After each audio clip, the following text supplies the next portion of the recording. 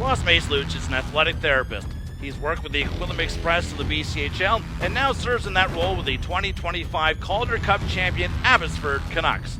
I spoke with Ross about the Canucks run to the Calder Cup and his journey, and I began the conversation. Ross, the Canucks are Calder Cup champions. How special does that sound? Still very surreal. Hard to believe that was the end goal after throughout the whole year. Certainly a long year. Didn't think I would be working in hockey in week 4 of the CFL. That was definitely not what I had on my bingo card at the beginning of the year. But extremely grateful for that opportunity and to watch those great individuals get the job done. It's been about a month or so since the Canucks won the Calder Cup. Just how has it settled in, and how have you enjoyed your summer so far since everything has happened? Yeah, the summer's been good. Just trying to catch up on being a regular human being again, clean up things around the house, spend time with my wife, catch up with friends and family, start chipping away at small things in and around the rink, inventory. We'll do once over of a couple things probably tomorrow, and then slowly but surely start ramping up. And next thing you know, September comes around and time to get back, get those working boots back on. So championship problems. The season comes to an end, and the next one comes up in a real hurry, right? Yeah, definitely an interesting summer because you're so thankful to be able to be part of a group that gets the job done and is able to be victorious. And then next thing you know, you look at the calendar and it's July 1st and you're like, okay, maybe I'll have a little bit of summertime, this, that, and the other. And then before you know it, it's July 30th and summer goes by quickly, but I wouldn't trade it for the world. Absolutely. I mean, one thing that I've thought about since you agreed to do this, I know we all know that the Stanley Cup does travel around with the players, and it's obviously organized through the NHL and everything like that. But does the Calder Cup make a summer tour, and does Ross Maceluch get some private time with the Calder Cup if he can? I'm not too sure. It's a great question. Like I would love the opportunity to just have it for even a couple hours. I'm not sure what's in the cards, but if it is, then I'd be extremely grateful just to hang on to it for a couple more days. Let's go through the season and how it all played out for you. How did you see this Abbotsford Canucks season evolve and eventually progress to the point that it ultimately did become? It was definitely like a kind of a tale of two seasons. At least it felt that way. Like in the beginning, we obviously had a new coaching staff. I was new as well, but I had some familiarity with the group for the last 2 years by working part-time. So it was like a good feeling out process for the first little bit. You felt like we were kind of getting our legs under us and just taking time. And then next thing you know, it's the new year. We're kind of, at least like standings wise, we're kind of hugging for like a playoff spot on a couple small losing streaks. And then next thing you know, you rattle off, I believe it was like an 8-game winning streak somewhere in February. And then next thing you know, it's March. And it was pretty cool to see the guys just rally and go on a 13-game win streak, which I know at least you and we were part of a pretty long win in Coquitlam. I can't remember the 17. exact duration. Yeah, 17. So it was a really crazy experience because it wasn't like we were playing like lower end teams, at least standings wise. We were playing like the Laval team that was quite strong, at least on paper, and teams like that. And there was a lot of lineup movement.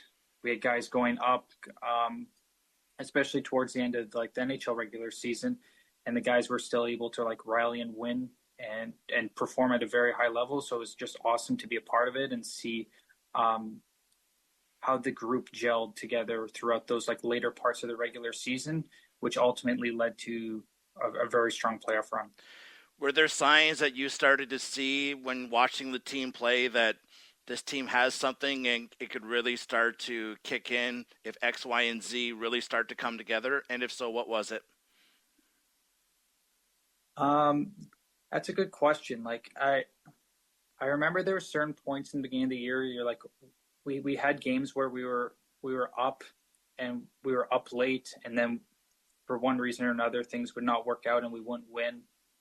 And then we were playing this like random. I think it was like either like a matinee on Sunday in Calgary at the Saddle Dome, and we were up like 3 or 4 goals, and then they get 2 quick ones, and then you kind of get that feeling of like, I've seen this movie once, I've seen it a couple times, and then we were able to like kind of settle down, get a couple, and then that's all she wrote. And then building off of that probably led to, at least my perception of it was that the group rallied, did well, and continued to like elevate their play. I'm sure there's a couple more moments that I'm forgetting at this point in time. I think beating some quality opponents in Laval, able to beat Colorado, beating Coachella, and like winning in like places that felt really hard to win. So that if we were able to get to those places come playoff time, we had the experience to win on the road. So when we got to playing Coachella, we already won there in the regular season. So we were able to like take one out of the two when we played them in the playoffs. Obviously, we've won in Colorado previously, and taking 2 out of 3 there in that third round was pretty crazy in its own right. So I think winning on the road against tough teams probably gave us that inkling that things were going to go well. What did you see when the team did win in tough buildings against good teams on the road? What could you maybe put your finger on? Probably that the guys just like rallied around each other. They're really tight, really great group of individuals. I was super grateful to work a part of. And even when like it wouldn't go too great, or we started a bit like slow, it never deterred them. They were able to just like find their legs and then just continue to improve throughout the night and give them opportunities to win close games. I believe it was like the last regular season game in Ontario. It was very like back and forth, really competitive. And we were up with 5 minutes to go. They tie it up, and then we answer the right away in the next shift with like 3 minutes left, and like things like that where you're like, okay, like any weather, it doesn't matter. We got it. And you mentioned winning in Coachella Valley, and you played them in the playoffs. Was there a bit of I don't want to say mystique, but definitely a respect factor for that organization, even though it is relatively new, considering that they had gone to back-to-back Calder Cup finals in such early part of their franchise existence? I think like the group respected everyone equally, but there was like throughout the year and throughout the playoffs, I think we played like heavier teams. At least that was like my sense of it. Mm-hmm. And like playing Tucson, who was like notoriously like very strong, very heavy, we were able to like take care of them in 3. And then Coachella was heavy in their own right. And I think those like series and the experience of going on a little bit of a run playing tougher teams led to like a stronger resilience. So that yes, they definitely respected every opponent, but they weren't afraid to push back. And the level of pushback propelled the group to continue to prosper and win games when the going got tough. I bring this up, and I want to do so very, very respectively to both sides, and you touched on it a little bit. We were with the Coquitlam Express, and in the 1920 season, they had a wonderful year, first in the league, and set records galore. And then you have the Abbotsford Canucks do what they did this past spring, and both championship caliber clubs in their respective leagues. But the stories are a little bit different. You mentioned maybe a slower start for the season for Abbotsford, and it got better and progressed as the year went along. That Express team from day one, you knew it was probably one of, if not the best team of the BC Hockey League, and its season reflected that.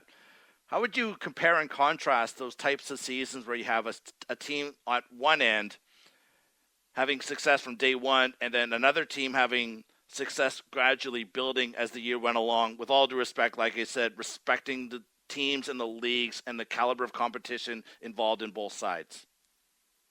At least for like Coquitlam, it was pretty cool because obviously you were there before my time in Coquitlam, but we saw like I guess you saw like the half season with Forge, and then I was there the following season, and that season kind of in itself was a little bit up and down. That I believe is the 18-19 year, and then Forge was able to bring back some really good quality individuals, and then add in some really strong pieces. And that was kind of like, it felt like things were coming to fruition of like, it was all the hard work that those players and the coaching staff put together, and it kind of built to this really strong group. Um, and I guess for both, they were kind of propelled by strong goaltending. Obviously, when we were in Coquitlam, we had Clay Stevenson, who is now in Hershey. I believe he's won 2 Calder Cups, if memory Yes. serves me right. And the And NHL then we game had, now in Pittsburgh with Washington, of course.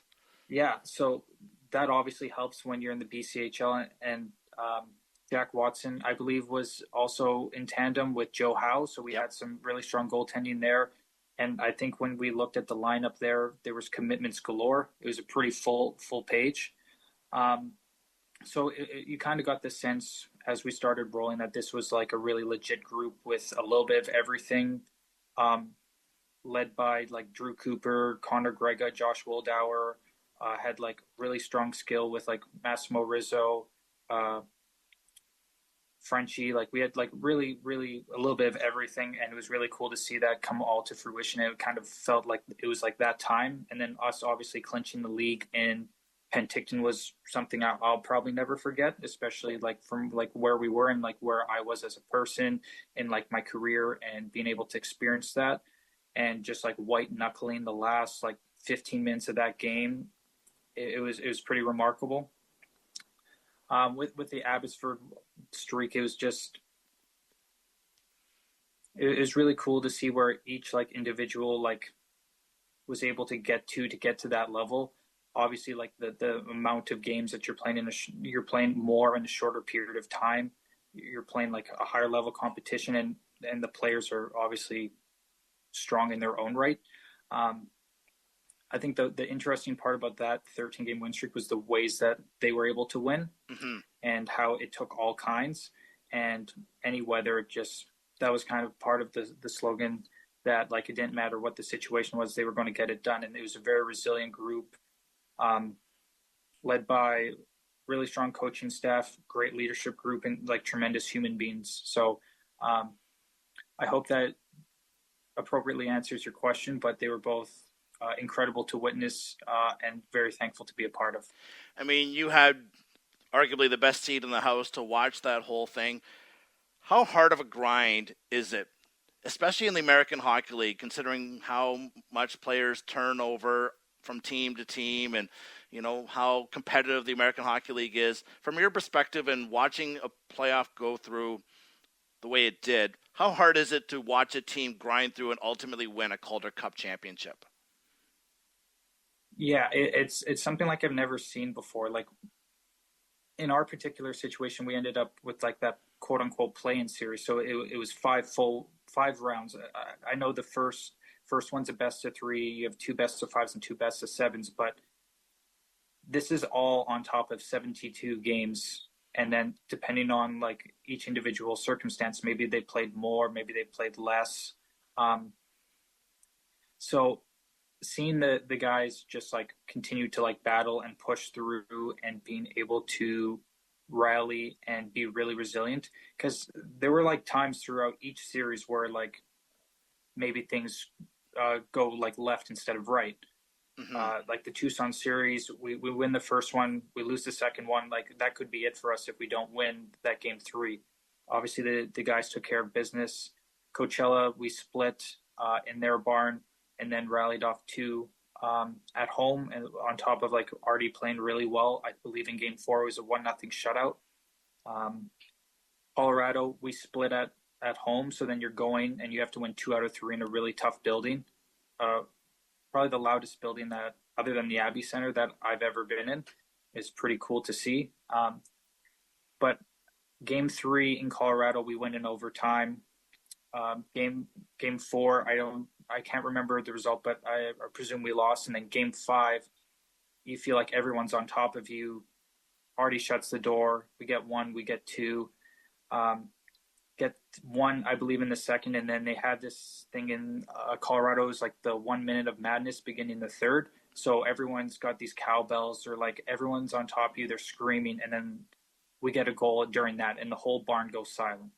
And it's like those type of things where you're like, okay, like this is like legit and this is real, and that resiliency carries on. Like it felt really long, and it was a lot of games. And it's funny how the guys, I keep saying the guys rallied, and I truly believe that they did, Mm-hmm. because we were up 3-1 against Texas, and that one was in OT. Mm-hmm. And we had like so many opportunities in overtime to win and like finish that series. We end up losing. You hop on the plane, and then you travel, and then you play the next day. Like nobody's feeling good, but they find a way. We're down in the third, get the job done. No different than Game 5 at home against Charlotte, right? Like it felt Mm-hmm. like in that overtime you had all the momentum. You feel like things are like this is it. Like this is like the perfect ending. Um, but as our coach Manny Malhotra said, like that would have been a storybook ending, but we're not a storybook team. And um, winning on the road in Game 6, I guess, was a pretty good encapsulation of that group, and how, regardless of easy or difficulty, they just got the job done. So yeah, it was long, it was hard, but nobody was more deserving than that group. You mentioned that moment where they scored in that minute where the crowd really goes nuts. How much did you really sense the vibe and the atmosphere in that building change after that moment? Yeah, it's essentially like taking the oxygen out of the building, like because it went from 3-0 to 4-0, and that team in Colorado, at least in my perception, and take it with a grain of salt, that I don't know hockey at the same level as like numerous other people do, but like that, it seemed like a strong group. Like they won the division for a reason. So us getting that fourth one kind of felt like, okay, like we got this. The group's going to battle together. They're going to hold down the fort, and then you get that empty netter, excuse me. It's 5-0, and then it's just this massive exhale, and you're like, why is everyone leaving? I don't understand, because we're still going. You obviously got a chance to see firsthand and work alongside Manny Malhotra. What makes him tick as a coach? Um, he's just like one. He's like a phenomenal human being. It's like I'm so honored to work with him on a daily basis. He treats everyone like they're like the only person in the room. He remembers, like he'll remember your significant other's name. Like he'll ask you like what you made for dinner last night, because he loves cooking, and he loves just like chopping it up and things like that. And it's really cool. And then his ability to get the group to perform at a high level on a night in night out basis, from my perception, was crazy. Like the group was always prepared. From himself, from Jordan Smith, Harry Mahesh, Justin Pogge, Andrew Shaw, they were all incredibly prepared, incredibly detailed, setting this group up for success. And their ability to strive for perfection, and that led to the group doing really well. And he was always incredibly prepared, and his ability to connect with people, I think, really resonates. You mentioned chasing perfection. I'm going to quote a legendary coach. I don't know if it applies, but Vince Lombardi once said when he went to Green Bay, "We'll chase perfection even though we'll never catch it, but in the process, we'll catch greatness." Is that similar to part of what made the Abbotsford Canucks tick and Manny Malhotra's guidance to this team this past year? Yeah, I think more or less, yeah. Like there was a lot of things that um, he did a really good job of um, rallying the group and making sure that they were always prepared, and never left a stone unturned. When we left the rink late at night, Manny was still in his office on his computer. Mm-hmm. He I also, when we got there first thing in the morning, he was also there as well. So there was, I don't believe there's many people that will or if anybody, that will outwork that individual. And it was just really cool to see how much he connected with the guys, and how strong the relationships were, and how he was able to propel them and maximize their potential. And I think that would be a good encapsulation of that. If you can take a moment and step back and just sit and enjoy what happened, and what are some of the moments or experiences that you'll look back on in, say, 10, 15, 20 years? Memories, games, just what are some of the things that really stand out and really, left a mark with you during that whole experience? Um, I think those overtime winners were pretty crazy. That Danila Klimovich double OT winner where he was just doing some, I'll call it sorcery. I don't know how that happened. Um, Incredibly thankful that it did. That was pretty cool. Um, what else? Like a lot of like good dinners on the road with like our team services guy Ben Goodman, strength and conditioning coach John Murray, and my boss Nathan Wong, as he's the head athletic therapist there. Like those times together will forever be special.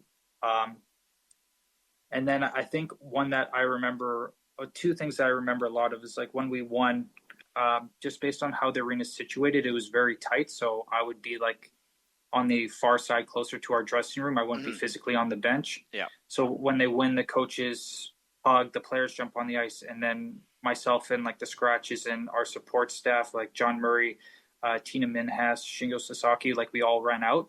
I remember running to the bench and like just like giving like Jordan Smith like a massive hug after like they kind of like just were elated. That was pretty cool. And I think like when we got back into the room, I FaceTimed my wife, I FaceTimed my parents, like saying that we did it, and that's something that I'm really happy that we were all able to experience, and I wouldn't be here without those people and without them being able to support me. So even FaceTiming them at the time and having the celebration a couple days later in the Abbey Event Center, and holding the Calder Cup with my wife, I don't think it gets much better than that. Do you think you'll have a better night in North Carolina? Oh, I don't foresee that happening. No, it was a pretty fun time. Maybe you get a job with the Carolina Hurricanes and win the Stanley Cup again. You never know. You never know, but I'm happy where I'm at and just going to focus on my role and if things happen, things happen. But I'm super content, super happy to be part of this organization, and they treat me great, and I'm just happy to be here. To be frank, Absolutely. What did you take in, and how did you enjoy the celebration on the ice? And just what are some of you touched on a little bit there, but what stands out for you as you enjoyed that celebration? it's funny because like it's this like euphoric moment. You watch all these individuals do so much, go through so much just to get this opportunity to compete and to win, and nothing is guaranteed. So it's like you're so wound up, and then there's this like jolt of happiness, and you get to like hug guys that have been working really hard, who have been like doing everything they can to make themselves perform at a high level, and just see them just like completely exhausted but euphoric at the same time, and like hugging them and then like hugging you back and lifting you up and so thankful. And those hugs and those moments with those individuals was something that I'll never forget. And sometimes it's hard to put into words how it feels and like how proud you are of individuals. And I think that in combination with being privileged to be a part of this group would probably be a culmination of how I feel. I know you won't tell me, and I don't want you to tell me, but how much did you appreciate how much the players put into it, knowing how closely you have to work with these players in order to help them be able to perform on the ice, and how much they give of themselves in order to win a championship? I think it's just a really cool position to be in, to see someone give everything they have all the time. And seeing that makes you do everything in your power to help facilitate whatever they need so that they can perform. And seeing what they have to go through and what they do to put themselves in a position to be successful on a night in night out basis, especially when you're in the playoffs where it's essentially one day on, one day off all the time. There's so many individuals that gave everything they had to put themselves even in the opportunity to perform at this high level. And as you probably witnessed yourself, like a lot of these games didn't end in 60 minutes. It was 60, it was 80, it was 100, it was 110. Some of the photos after game one in Charlotte, the celebration was more people looking upward versus hugging. Like they were just relieved that like we were able to get the job done, and that barn was tremendously hot, so they had that probably played into it as well. But um, it was really cool to see a lot of individuals give everything they had, just at the opportunity to chase something that they've been dreaming of. So it's really easy to work with those people who give you everything. You mentioned game one in Charlotte, and I was going to bring it up, and that was the game where it goes double overtime, and there's a face-off in the Abbotsford zone. Puck is dropped, but Archer Shilovs isn't ready, and then the puck is dropped, and the puck ends up in the net, and the call is ultimately overturned, and the game continues. How did you see that whole sequence play itself out? It's kind of funny. I didn't, because I was running like cramp aid or like hydration drinks to and from the bench. So I was like kind of doing hot laps the whole time. So I didn't see it. I heard it. And then I get back to the room, and then they have like a TV on in the room, and it says like no goal. So I'm like, okay, like here we go. Like this is what's going to take. This is what's going to need. And I can't remember how much longer after the fact we got a power play, and then Klim did some Klim stuff and brought us a dub. And then obviously you had a nice celebration with Danila Klimovich in the tunnel after he got off the ice after that goal, and that was nicely captured on social media. That was a fun moment for you, wasn't it? Yeah, I was pretty elated, to say the least. And whether it was Klim, whether it was Artie, whether it was Waddy, Sass, all these guys, Woolley, these guys who gave everything that night, who were profusely sweating, doing everything they can just to give their teammates and themselves an opportunity to be successful. Yes, I was going to be pretty pumped up that they were able to get the job done. Now, a unique part of your story is, and we touched on the Coquitlam Express 1920 season, and unfortunately COVID ruined a very magical thing for a lot of people, including yourself. With all due respect, does this Calder Cup run make up for what was lost for a lot of special people in 2020? I'm not sure if makeup is the right word. I felt like it, like at the time in 2018 and 2019, obviously I didn't play, I didn't coach, but it felt like we were a really strong group and we're going to do some really great things. And you kind of feel like snake bitten, because you feel like what could have been could have propelled a lot of people within that organization and given them opportunities. So in a funny way, though, I guess it works itself out. Like just from one thing, it goes into the another, and you just keep doing a good job. And you're very lucky to be part of a really good group of hockey players, a really good group of coaches, and throw some luck in there. So hopefully that luck came from the unfortunate circumstance of COVID shortening that season, and it allowed a small part to come to fruition. Now let's talk a little bit about how you got to where you're at and your journey to get into hockey, and particularly the portion of the profession that you're in. How did it all come together for you, and what was your ambition and drive as you were younger? Well, originally I wanted to be an athlete, but I'm vertically challenged, so and not much of an athlete, so that usually doesn't help in that particular sense. So I wanted to like be involved in sports in any capacity. And I remember I used to get this Sports Illustrated for kids, and there's this article regarding athletic trainers. I was like, well, that seems like something like I would want to do.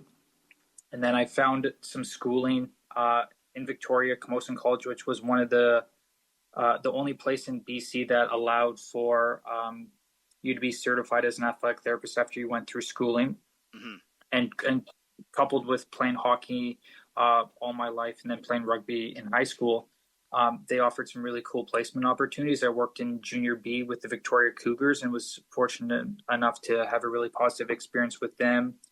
I did some rugby, and then worked with Rugby Canada's my fourth year placement. but I kind of knew that hockey was where I wanted to be. It was my bread and butter and a sport that I really was passionate about. And then after I graduated and got certified, I emailed every BCHL team in the league, their GM, their head coach, and I got very few responses, and one of them was Forge. And so we had dialogue throughout the summer, and it was able to come to fruition.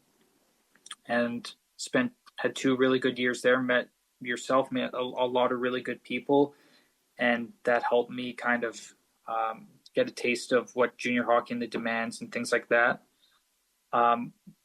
And then after that, after my conclusion in Coquitlam, I kind of helped out with academy hockey very loosely, and then was fortunate enough to be connected with Roman Kashi, who's now the head athletic therapist in Vancouver, and he gave me my start in Abbotsford part-time. Mm-hmm. And 2 years later of that, I was fortunate enough to get an opportunity to be an assistant AT in Abbotsford after some more upward movement with the big club.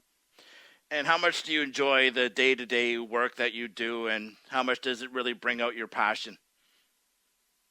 It most definitely does. It's the best. You get to see the guys. You get to hear all the funny stories.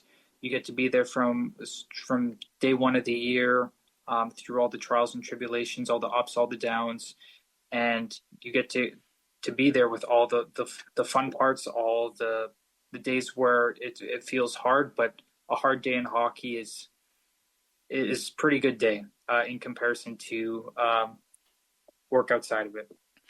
If you can, maybe tell me a funny story, or maybe scrambling to try and get some equipment repaired. If you can, just something a little lighthearted that always sticks out for you somewhere along your path. So our first road trip in, I believe it was 17-18, we were heading up to Prince George. So like the medical stuff, I was like pretty confident in. Obviously, like it was my first year out of school and practicing, but I felt confident enough to do the job. But I also was the equipment manager. Mm-hmm. And so like that was the first trip where like we were overnight, we had to pack everything, had to coordinate with the other team to make sure that the rooms were open. We had gear dry, so on and so forth. And I remember before we got on the bus, Forge said, "If you forget anything, I'm going to leave you in Prince George." And so at the time, and currently I'm very literal. So I was pretty nervous, and I went through everything so many times and made sure we had everything. And obviously it all went fine, and he wouldn't have done that. But Forge, and how he likes to get the best out of people at all times. Yes. And make sure that you're on your toes at all times. So for me, not knowing him as well as I do now, it was a pretty funny thing that we chop up about, and definitely developed me into being a very prepared and like organized individual. Have you spoken with Jason Forte, who we're referring to as Forge in this conversation, in the last little while here? Yeah, I got off the phone with him last week. We were just catching up, hearing what he's up to. And he's obviously had a good amount of success being the assistant coach at Maine. And that team, I believe, being in the tournament this past year. And that was a really strong group that he was able to be a part of, and obviously was a key contributor in helping that power play get going.